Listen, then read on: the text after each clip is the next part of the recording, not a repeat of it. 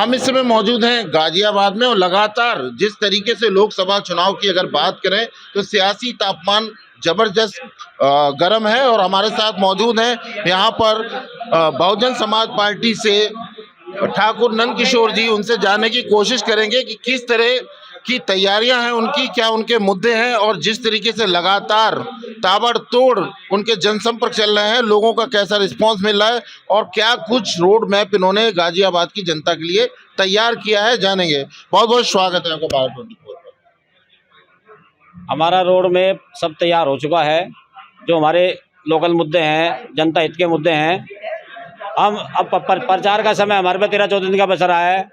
लगातार हर विधानसभा में हमारे कार्यक्रम चलेंगे और जनता हमें अपना आशीर्वाद दे रही है। आज भी हमारे ईद के कार्यक्रम थे। हम 5 विधानसभा में सुबह 6 बजे से अभी यहाँ पर पहुँचे हैं। कोई भी एरिया हमने नाराज़ नहीं किया, सभी जगह हमें बड़ा प्यार मिला और हमने सबको जो है ईद की मुबारकबाद दी। लगातार आप दौड़ रहे हैं, लोगों के बीच जा रहे हैं, आपने बताया लोगों का समर्थन मिल रहा है, लेकिन क्या मुद्दे हैं आपके, अगर कम शब्दों में जानना चाहें सबसे ज़्यादा बुनियादी जो मुद्दे हैं वो क्या हैं, जिन मुद्दों पर आप चुनाव लड़ रहे हैं? मुद्दे 3 हैं, इन्हीं के अंदर सब कुछ समाहित है: महंगाई, बेरोजगारी और भ्रष्टाचार। जैसे हमने आपको बताया कि भाई जो यहाँ पे हाउस टैक्स है उसमें बहुत ज़्यादा पब्लिक परेशान है, उन पर लोड डाला जा रहा है। ट्रैफिक जाम की समस्या है, सीवरेज की समस्या है और पेयजल की समस्या है। और जो हमारे खाने पीने की वस्तुएं हैं और बच्चों की बुक्स हैं पढ़ने की, उन पर सब पे टैक्स लगे हुए हैं, उनको हम हटाएंगे। ये 4-5 प्रमुख मुद्दे हैं, इनको हम जरूर हल करेंगे और जनता हमारे इस प्रस्ताव से खुश रहेगी और हमें अपना आशीर्वाद हमेशा देगी। अगर जिस तरीके से देखा जाए गाजियाबाद में लगातार भारतीय जनता पार्टी के यहाँ पर 2-3 बार से सांसद रहे हैं, ऐसे में ये भी माना जा रहा है कि पिछले चुनावों में 5 लाख से अधिक वोट भारतीय जनता पार्टी को यहाँ पर 2 बार मिल चुके हैं। ऐसे में अगर बात करें नंद किशोर पुंडीर जी की, तो किस तरीके से देखते हैं अपने आप को और क्या कुछ लोगों का यहाँ पर ऐसा समर्थन मिल रहा है कि जनता नंद किशोर पुंडीर जी को आखिर वोट क्यों करेगी, क्यों पसंद कर रही है? देखिए, हम एक साफ सुथरे चेहरे हैं, नए चेहरे पब्लिक के लिए, युवा हैं। ये है कि जो आप बताएं कि लगातार एक ही सत्ता यहाँ पे चुनाव जीतती थी, तब समीकरण अलग थे। हमेशा मेरे समाज के कैंडिडेट थे यहाँ पे जीतने के लिए। आज मेरे समाज का कैंडिडेट नहीं है, मैं बहुजन समाज का कैंडिडेट हूँ, क्षत्रिय समाज से। ये सबसे बड़ा मेरा विशेष समीकरण है, आप भी समझ सकते हैं। भाजपा की यहाँ कभी जीत नहीं होती थी, मेरे समाज जीत होती थी। आज भी मेरे समाज की जीत होगी, क्योंकि मेरे समाज को 36 बिरादरी आशीर्वाद देती हैं और मुझे भी मिलेगा।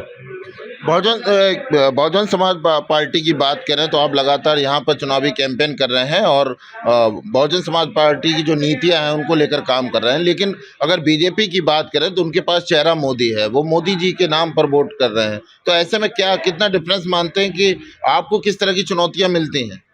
देखिए, सब समय के परिवर्तन का काम है।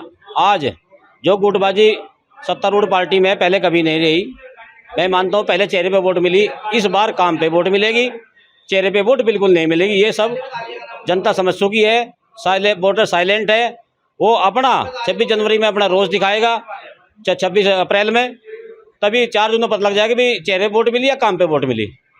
क्या कुछ करने वाले हैं आप गाजियाबाद की जनता के लिए?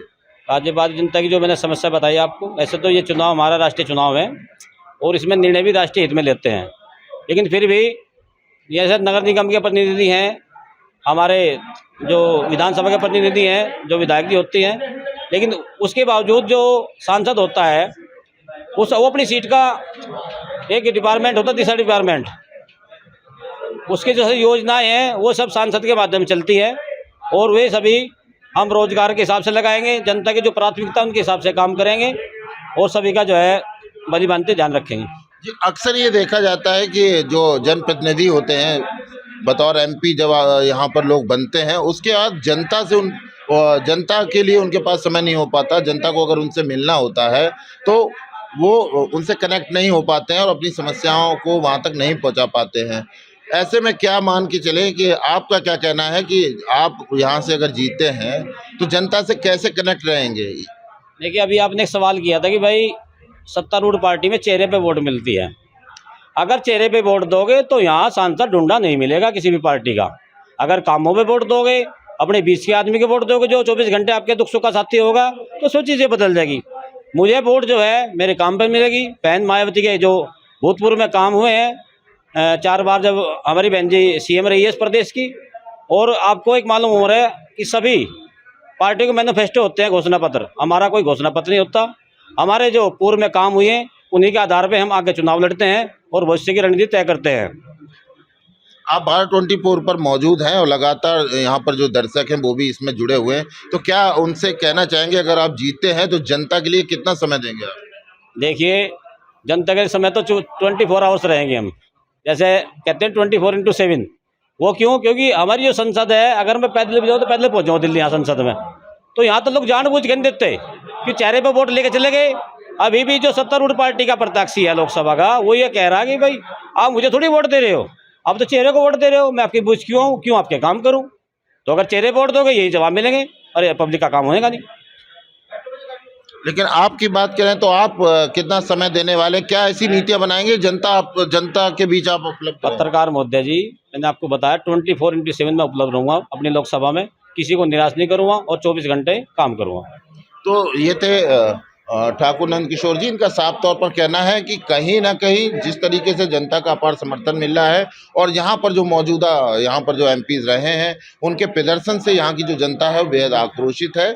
और जिस तरीके से लगातार प्रधानमंत्री मोदी के नाम पर अब तक गाजियाबाद में 2 बार यहाँ पर लगातार भारतीय जनता पार्टी के सांसद रहे हैं, लेकिन इस बार यहाँ की जो जनता है वो बदलाव निश्चित तौर पर करेगी। और इस बार जिस तरीके से ये अपनी जीत को लेकर आश्वस्त है, तो कहीं ना कहीं उसके पीछे साफ वजह है कि जनता का जो अपार समर्थन है वो इनको मिलता हुआ दिखाई दे रहा है, यह इनका कहना है। और सबसे बड़ी बात, जिस तरीके से जब जनता किसी प्रतिनिधि को चुनती है उसके बाद जनता की जो कनेक्टिविटी है अपनी समस्याओं को लेकर प्रतिनिधि तक वो उपलब्ध नहीं हो पाते, तो इनका साफ तौर पर इनका ये कहना है कि मैं जनता से ये वादा करता हूं कि मैं पूरे 24 घंटे गाजियाबाद की जनता के लिए उपलब्ध रहने वाला हूं। सहयोगी संतोष चौहान के साथ सुमित अवस्थी, भारत 24 गाजियाबाद।